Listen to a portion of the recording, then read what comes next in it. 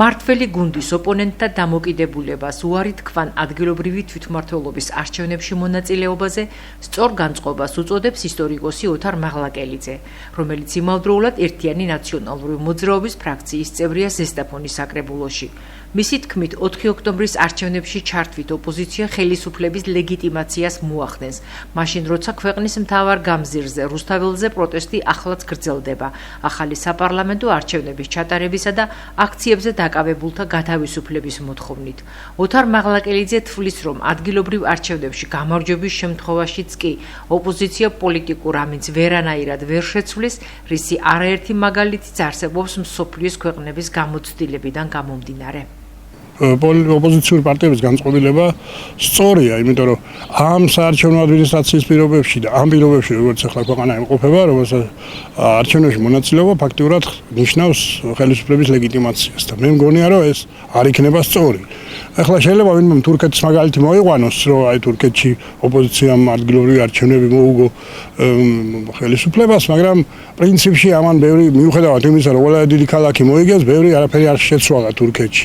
ამიტომ მე მგონია, რომ ჯობს გააგრძელონ ერთობა, არ დაარღვიოს ერთობა და საერთაშორისო თანადგომით იქნებ მიაღწიონ იმას, რომ ახალი არჩევნები დაინიშნოს. სხვა შემთხვევაში აზრი არ აქვს. ახლაც კი თქვენ ესწრებით ხოლმე საკრებულოს ხდომას და ხედავთ, რომ კონსტრუქციულ წინადადებასაც კი ოპოზიცияსაც ხელისუფლება არ იზიარებს.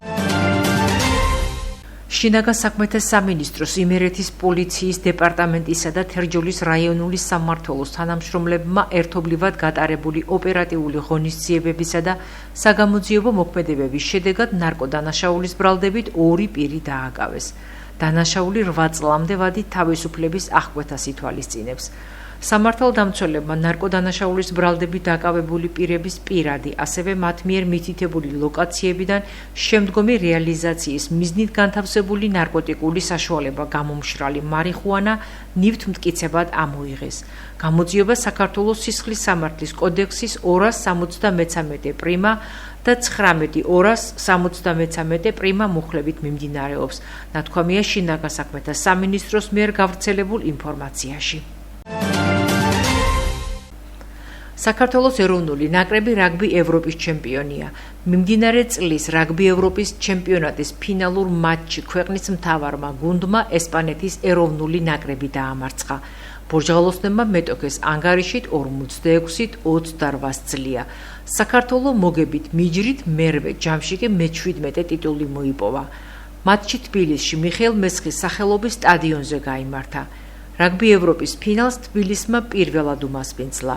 მორაგბეთა ეროვნული ნაკრების წევრები, მწვრთნელები, პერსონალი და რაგბის კავშირის ხელმძღვანელი პირები ღირსების ორდენებითა და ღირსების მედლებით დაჯილდოვდნენ.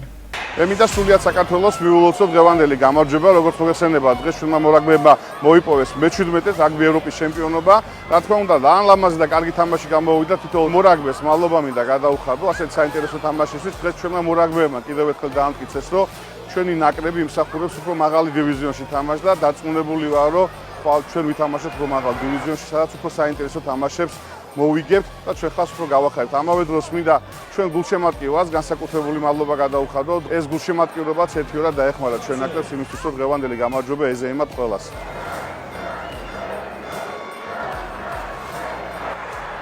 პირველი ტაიმი დაძაბული იყო, ქონდა ძალიან ბევრი შესწავლა, ძალიან ბევრი ჯარიმა, მაგრამ მეორე ტაიმში ვიპოვეთ ჩვენი თავი და მოწინააღმდეგეს ვაჯობეთ ყველაფერში.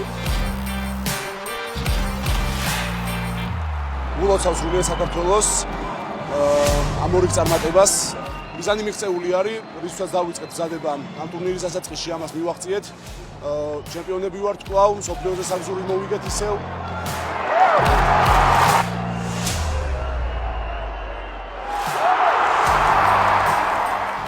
And I'm really looking forward that they're playing more active matches against all these Six Nations so that they even grow more experienced. And I think that will be one of the top teams in the World Cup in Australia. And I'm really looking forward to that, and I'm proud to be here because it's so well organized, friendly, and a really big good match.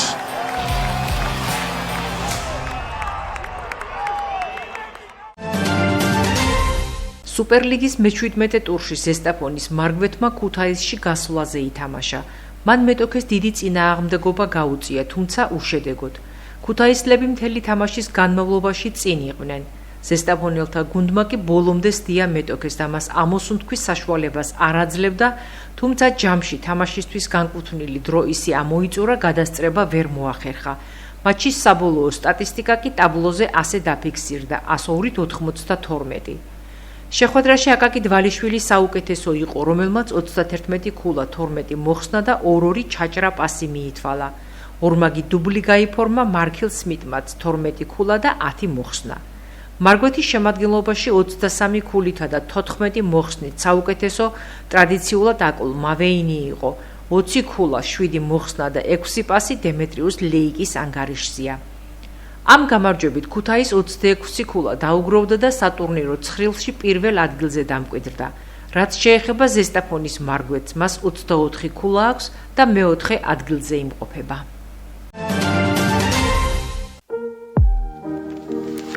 მინდოდა დამიწყო საქმე, ისეთი საქმე, რაც მეც სიამოვნებას მომანიჭებდა და ხალხისთვისაც ძალიან საინტერესო იქნებოდა. და მინდოდა რაღაც ხელნაკეთი ნივთების გაკეთება დავირჩი ერთ-ერთი ხაზი, ეს არის სანთლების ხაზი. ჩვენი სანთლების ხაზი მზადდება სოიის ცვილისგან, არის ბუნებრივი და ასევე პარაფინით. ჩემმა საქმიანობამ ძალიან დიდი ინტერესი გამოიწვია მოქალაქეებში და ეს ჩემთვის ძალიან სასიამოვნოა და ძალიან სტიმულის მომცემი. როგორც მე მსიამოვნებს ამის კეთება, თითქმის იგივე ინტერესი წამოვიდა ხალხისგან. პირველი ნამუშევარი ჩემი იყო. ეს დათუნია, არ ვიცი ეს რატო ავირჩიე, მაგრამ ძალიან მომწონს. რაღაც სითბოს მატარებელი არის და მინდოდა რომ პირველი გამეკეთებია ეს ნამუშევარი,